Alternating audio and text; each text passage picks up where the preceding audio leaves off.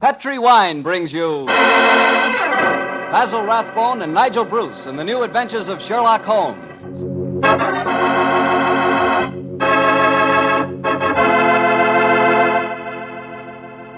The Petri family, the family that took time to bring you good wine, invites you to listen to Dr. Watson tell us another exciting adventure he shared with his old friend, that master detective, Sherlock Holmes.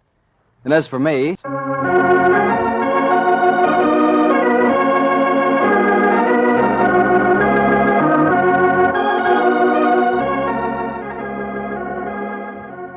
And now I'm sure our good friend Dr. Watson's expecting us. Let's not keep him waiting. Come in. Good evening, Doctor. Good evening, Mr. Bartell. You'll forgive me if I don't get up, won't you, my boy? Of course, Doctor. What's the matter, a touch of rheumatism? No, I played 18 holes of golf today. I hope that when I'm your age, Doctor, I can be half as sprightly. Oh, it's very nice of you, but if you don't mind, we won't discuss the question of my age. So draw up your chair, make yourself comfortable. I'll get on with tonight's new Sherlock Holmes adventure. Well, from the hints you gave us last week, it sounded like quite a spooky story. It was, Mr. Bartell. It certainly was. Towards the end of November in the year 1895, a dense yellow fog had settled down over London. For 4 or 5 days, it was impossible from our rooms in Baker Street to see the outline of the houses opposite. A real London pea souper, huh, Doctor? Yes, my boy, and it became most depressing.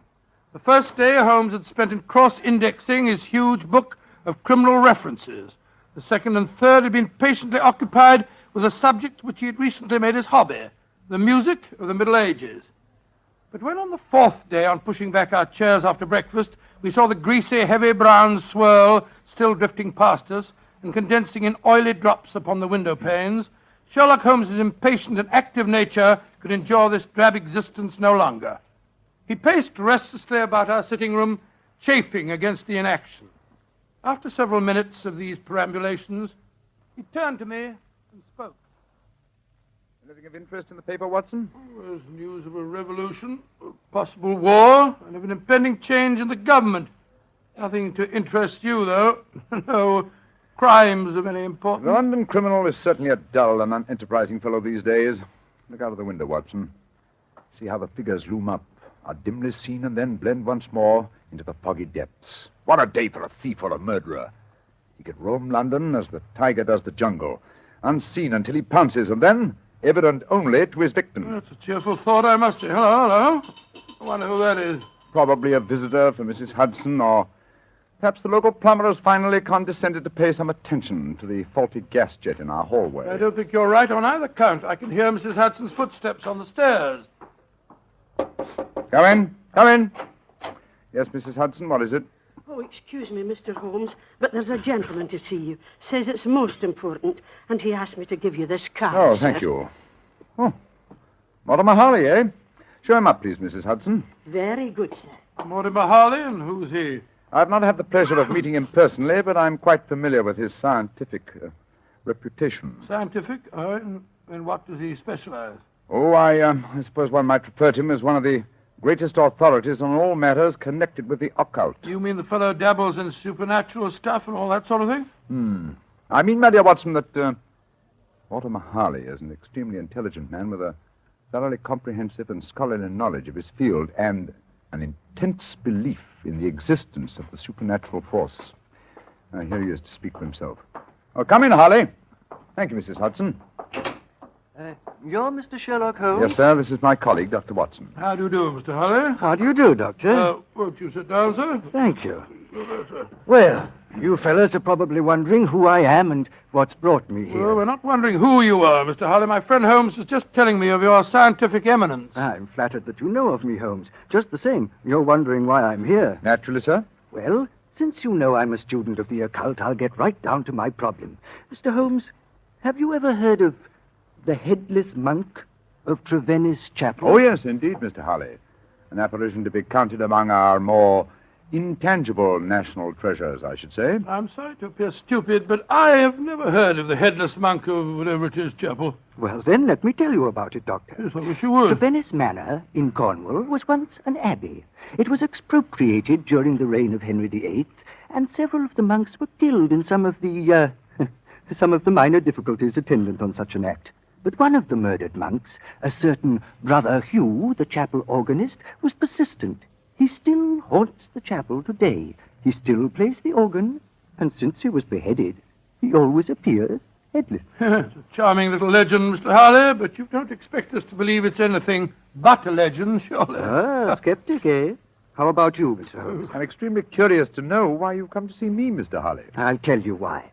I have a rare opportunity to investigate the phenomena. You see, the son of an old friend of mine, a young fellow by the name of Leonard Miles, is secretary to the owner of Trevennis Manor.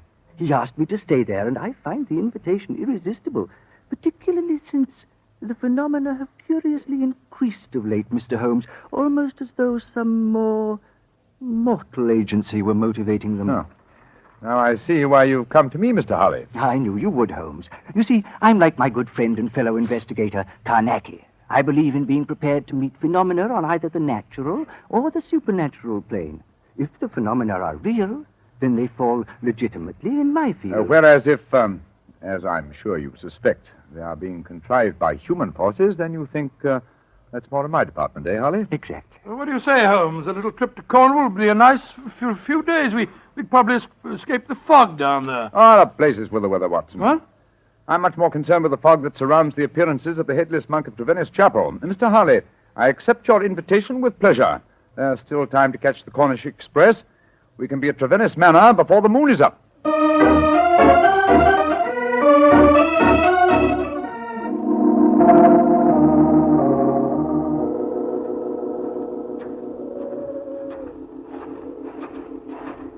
Don't you think that we should go to the manor house first, Mr. Harley, instead of coming straight here to the chapel? No, I don't, Doctor. We'll see enough of the others when we're at the house. I couldn't resist taking a look at the chapel in the moonlight. You understand, don't you, Holmes? Oh, yes, perfectly. I must say it's a fascinating piece of architecture. Yes, it's practically a ruin, though. I don't imagine it's been in use for some time. And yet it's been standing for well over 400 years, I should say. Let's explore inside, shall we? Hello? Who's this funny-looking fellow coming down the steps towards us? If I didn't hear the sound of his footsteps, I'd believe it was a psychic manifestation. He certainly looks as if he came from beyond the grave. Who be ye, gentlemen, and where be ye going? Well, supposing you tell us who you are first, my good man. Who be I? I be David Pendragon, sir. That's who I be, stable hand here at the manor. And I ask you, gentlemen, again, where you be going? We're staying at the manor, and we're just going to take a look at the chapel. Oh, don't he do that, sir. People that go in there don't often come out the way they go in, sir. Don't he do it, gentlemen? What are you talking about, my good fellow? I be talking about the ghoulies and the ghosties and the organ music that comes out of the nowheres. You've heard it? Of course I heard it, sir. Just like I seen the poor monk walking around without his head on. Take us into the chapel, will you? And show us where you saw the figure. Aye, that I will not, sir. Not for all the gold in Porthcawl will I go back and chance seeing the poor lost soul wandering about without his head on. If you gentlemen know what's good for ye, you'll not go in there either. Mark my words. Don't he go in that chapel. Extraordinary chap. Seems really frightened of the place. Yes, but it's more than blind superstition that accounts for his reluctance. Let's go in, shall we? Well, I suppose it's all right.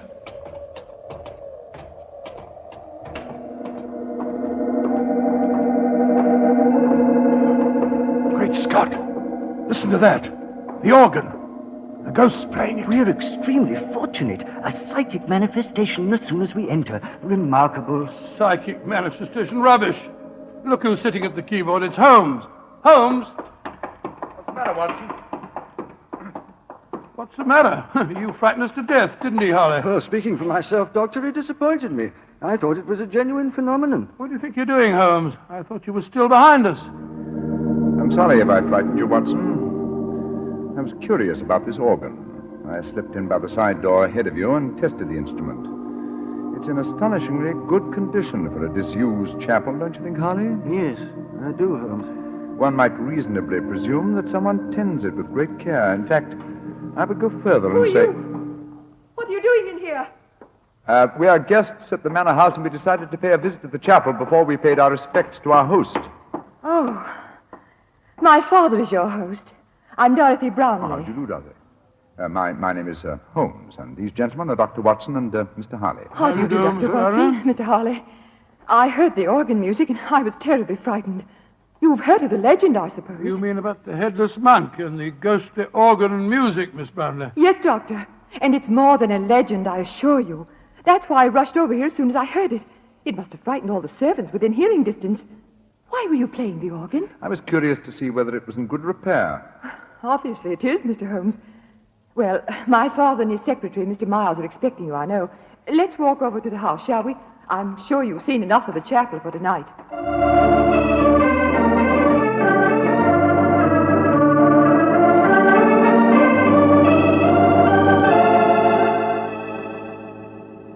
Father, this is Mr. Sherlock Holmes and Dr. Watson. How do you do? How do you do, sir? Brownlee? How do you do? This is my secretary, Leonard Miles. How do you do, Mr. How do Miles? you Mr. Well- Holmes, Dr. Watson. I'm afraid Mr. Brownlee is rather angry with me. I hadn't told him that you were an expert on psychic phenomena, Mr. Harley.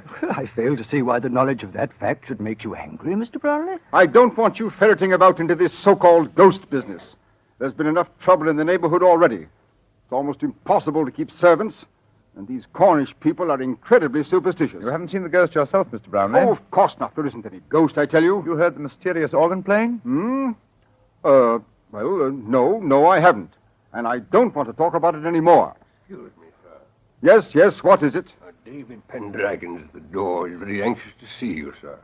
Pendragon? Oh, very well. Tell him to come in. Yes, sir. David? What does he want, I wonder? Pendragon, that's the fellow we met outside the chapel, isn't it? Yes, quite a colourful character. Oh, he's a superstitious old fool, if you ask me. But he is a good groom. Yes, Pendragon, what is it? Begging your pardon, sir, but there be trouble at the chapel again tonight. I says to myself, David, 'tis your duty to go to the master, I says. Never mind. What's the trouble? As the moon was hanging low tonight, sir, I hears the organ a-playing. But that was Mr. Holmes, my good man. Aye, that's what he thinks, maybe. But what I says to myself is, what made him play the organ? And then this very night, I saw the headless monk. With my own eyes, I saw that poor soul with his head off, wandering in the moonlight. I saw that, sir, with my own eyes, I did. Oh, get out of here, you blithering old fool. And I'm warning you, if I hear any more nonsense about this ghost, you'll lose your job, do you understand? Now, come along, be off with you. Aye, sir, begging your pardon, sir. Come on, I'll give you chaps a drink. Mr. Brownlee seems absolutely rabid on the subject of the ghost, eh? Yes. Suspiciously so. What about he's trying to hide? Whatever it is, I don't think he'll be successful. In your profession, Holmes, you know that murder will out. It's true in my profession also. Try to suppress them as you may, gentlemen. Ghosts will out.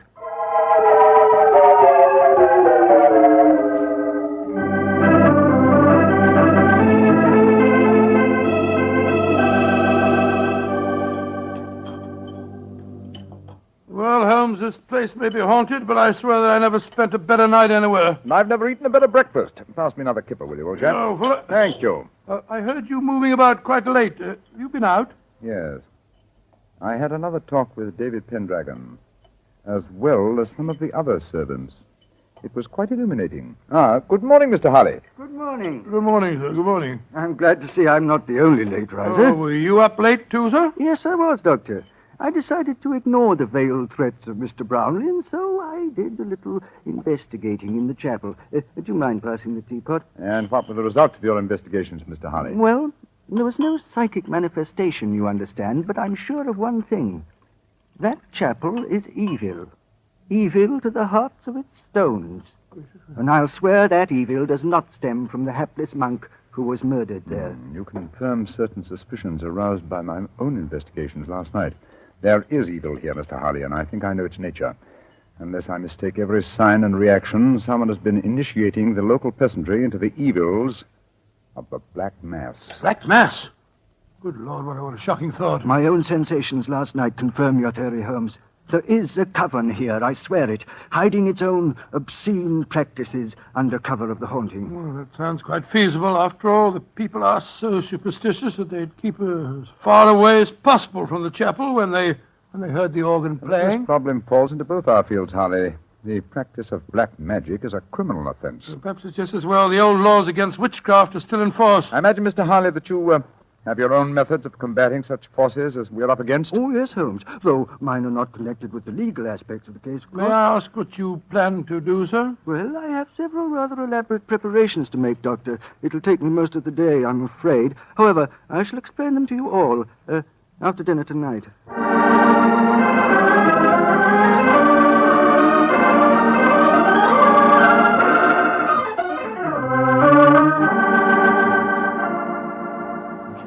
It's very pleasant to sit here after a good dinner with a superb brandy at one's elbow and listen to the piano being so charmingly played. You're very kind, Doctor. Want to play something more, Miss Brownlee? I'd love to. Are you enjoying your stay down here, Oh, Mr. very Holmes? much, thank you. Both Mr. Harley and I have found the local folklore extremely interesting. I say, you fellows haven't been investigating the haunted chapel business again, have you? Now, look here. If you have, I shall be very angry. It's abusing my hospitality. I told you distinctly I didn't want any more talk of ghosts. We are not talking of ghosts, my dear Mr. Brownlee. I have something even more important that I must fight now.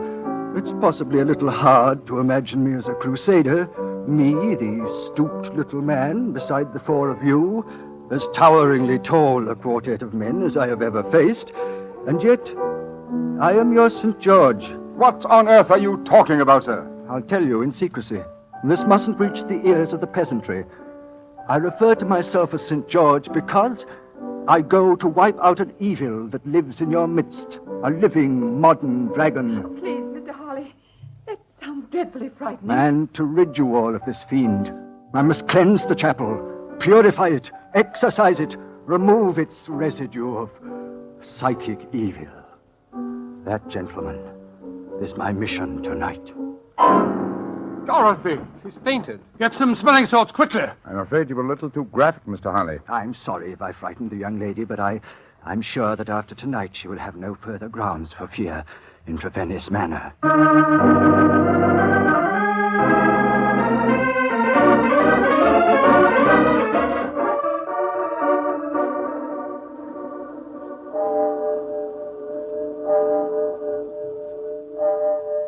Holmes, Yes, old chap? did you hear anything? Nothing but the owls and the clock striking midnight. I'm getting awfully jumpy. What do you suppose Harley's up to? I can imagine his procedure. Midnight, the crucial hour, I suppose, in his endeavors. I wish him luck. My own plans are not nearly as clear, unfortunately. I sense a guiding force here, but I lack the clues. There is something, Holmes. Listen. Great heavens! It's the organ in the chapel. And Harley's in there alone. Not alone. Listen to the organ, pealing forth its madness. Come on, Watson. Something has gone horribly wrong.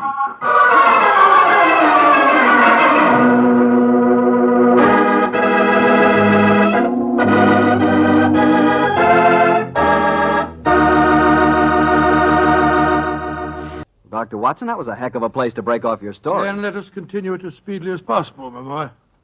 As soon as we heard that devilish organ music, Holmes and I rushed out of the house and raced in the moonlight down the path leading to the ruined chapel. By the time we reached the entrance, the organ music had ceased, and the tall, gangling figure of David Pendragon was standing in our path. What be you gentlemen be wanting at this Never time mind of that. night? What are you doing here? I be here because the gentleman gave me 5 shillings to stand outside here and see that no one disturbed him. That's why I be here. And nobody did come or go. He still be there, he be. But when you heard that organ music, why the devil didn't you go in? Organ music? I heard no organ music, come on, sir. Watson.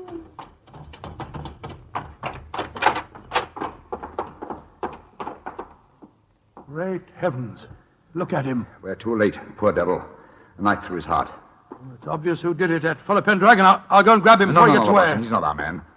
This murder was planned with devilish cunning. It's a curious thing. There's no sign of a struggle at all. Looks he just stood here and allowed himself to be stabbed. Observe these chalk marks with which the body is surrounded. What is known as a pentagram, I believe. He thought it would protect him completely from the supernatural forces. Poor chap. For once his researches went too far. Yes, because they touched not on the supernatural, but upon natural evil. And remember, Watson, that only 3 people besides ourselves and David Pendragon knew of this vigil. Yes, Brownlee, his daughter, and young Miles, the secretary. Exactly. Go back to the house, will you? And bring them here. And perhaps we can lay a ghost by trapping a murderer.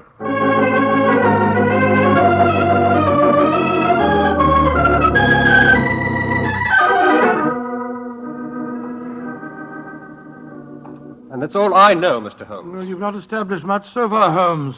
The three of them all swear that they were asleep and that they didn't hear the organ. Yes, and you can't prove otherwise, I think I Holmes. can prove that one of you was not only awake, but also murdered Mortimer Harley. But why should any of us want the poor man dead, In Mr. your Holmes? case, young lady, I confess that I find it hard to conceive a motive. Implying that Mr. Brownlee and I might have one? Well, Mr. Miles, you must admit that you're responsible for Mr. Harley coming here. And you, Mr. Brownlee, must admit that you did everything in your power to prevent the dead man from carrying out his investigations. Why? What were you trying to hide? Nothing. It's just that I wanted to sell the manor house. All this talk about ghosts was giving the place a bad name. And if it had gone on, I'd never have disposed of the property. Well, speculation can get us nowhere. Let's get down to facts. Is there any other entrance to this chapel besides the two doors? None. Oh, there was an old smuggler's cave which came out near the organ loft, but Father had it bricked up some years ago. I had to. The tourists kept crawling in. Go and examine it, will you, Watson, old chap? All right, sure, Holmes. If you don't mind my saying so, Mr. Holmes, it seems obvious who did this murder. You told us David Pendragon admitted that no one went in or out as he stood guard. He must have done it himself. Oh, the man's half-witted. And superstitious. He might have killed Mr. Harley because he was attempting to interfere with a ghost. And then played the organ to celebrate the occasion? I think you overestimate David Pendragon's capabilities, Miss Brownlee.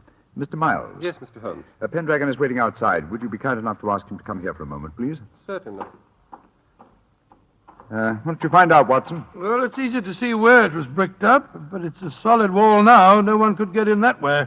But if no one came in or out, who else could have killed Harley except Pendragon? The ghost, or rather the person disguised as a ghost. The dead man expected a psychic manifestation. When he saw the supposed ghost coming towards him, he offered no resistance.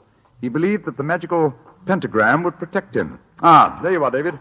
Aye, here I be, sir. But I don't know nothing more than what I told thee. Oh, don't be frightened, Pendragon. All we want is the truth. That's what I told thee, sir. And tell us a little more, will you? When you said no one had entered the chapel tonight, you meant that no mortal man had entered, didn't you? That I did, sir. But how could I say I'd seen the ghost when Mr. Brownlee here had told me I'd lose my job if I spoke of the ghost again? Oh, now we're getting somewhere. So you did see the ghost? That I did, sir. The poor soul walking through the moonlight with no head on his body. You saw it quite clearly? Just as clearly as I sees you now, sir. How tall was he? He was... Would you mind standing against the wall, sir? Yes, of course. He was as tall as... Well, his shoulders come to just where your shoulders come now, sir. You're a tall man, then, so we narrow it down to either you, Mr. Brownlee, or you, Mr. Miles. But this is utterly ridiculous. Of course it is. On the contrary, gentlemen, the case is solved. Which one of them was it, Holmes? Neither. Remember that the ghost is headless. That means that the impostor must have built up fake shoulders covering the head. On either of these men, it would have brought their shoulders to the level of my head. Great Scott, it was... Bravo, Mr. Holmes. I didn't think you'd catch me. Dorothy! No, I don't Miss believe it. Brownlee, I must warn you that... Keep back. Don't any of you come near me. As you see, I have a revolver. Dorothy, for heaven's sake! Don't speak to me of heaven. You thought I was a sweet little girl, didn't you, Father? You didn't know your dear, demure daughter could murder a man, did you? Why did you kill Mortimer Harley? Because he was a meddler. For months I've been practicing black magic here. For months I've been building up the legend of the headless monk and the organ music. It made me so wonderfully alone, so gloriously free to practice the rites. And then he came here. I let him live that first night because I thought he was a fool. But on the second, when he said he was going to exorcise this chapel, to purify it, as he said, he signed his death warrant. If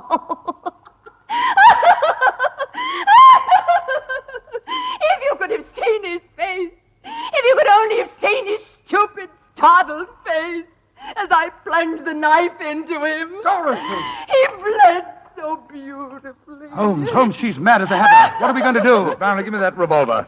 And let you take me to prison or an asylum?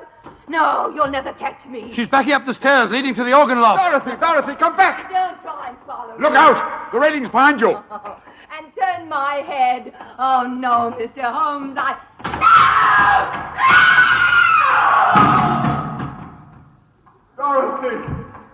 Dorothy! My poor little girl. Mr. Brownlee, the powers of evil are frightening. Your daughter had killed one man and might have killed more. She was insane. Hopelessly insane.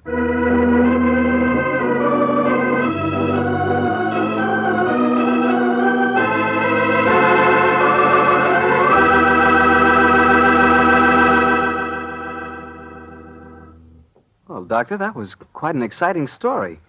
You know, you and Holmes have worked on many cases that seem to deal with the supernatural. Yes, I must say, Mr. Bartell, that every one of them, when solved, disclosed the work of an evil mind rather than that of an evil spirit.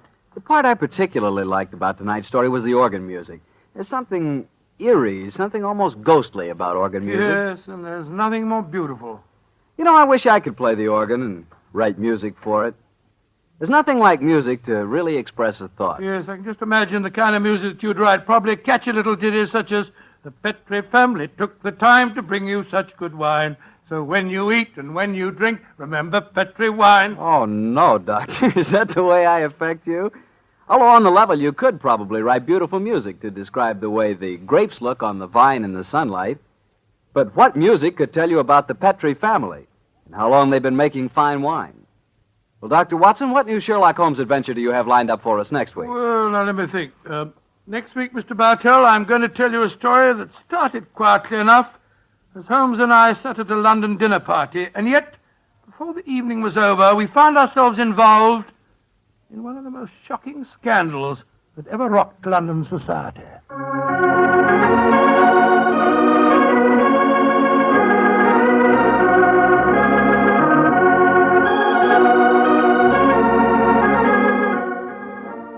Tonight's Sherlock Holmes adventure was written by Dennis Green and Anthony Boucher and was suggested by an incident in Sir Arthur Conan Doyle's story, The Adventure of the Devil's Foot. Music is by Dean Fossler. Mr. Rathbone appears through the courtesy of Metro-Goldwyn-Mayer, and Mr. Bruce through the courtesy of Universal Pictures, where they are now starring in the Sherlock Holmes series.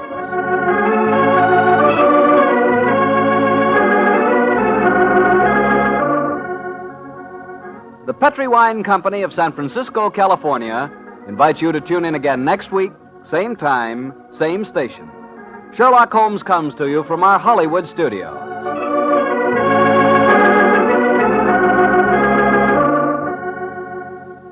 This is Harry Bartell saying goodnight for the Petri family. For a solid hour of exciting mystery dramas, listen every Monday on most of these same stations at 8 o'clock to Michael Shayne, followed immediately by Sherlock Holmes. This is the Mutual Broadcasting System.